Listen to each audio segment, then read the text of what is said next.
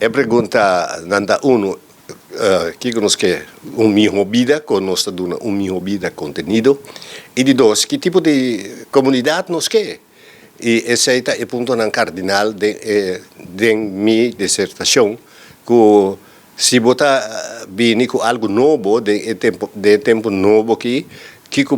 como que dona ena minha vida, que é parte essencial que o ministério traz arriba de. E que sorte de comunidade, porque é uma comunidade com bom cuidado, com gas pagável, com boa vida também dilante, com tem ensinança, com tem uma tranquilidade, com tem paz, com tem harmonia, e com bota costa menos banda de egoísmo, envidia, e costa botar assim a menos, e com que viva de harmonia e de paz, com tudo rende que viva na Bonaire, e com tudo tem uma melhor vida, para Bonaire tem uma isla atrativo. Então,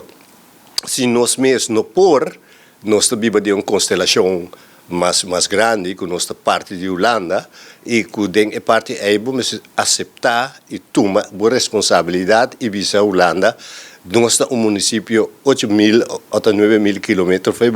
nós temos a mesma cultura, nós temos a mesma tradição, nós temos a mesma maneira de viver, nós queremos aportar na essência. Isso é para mim é o ponto essencial que vem,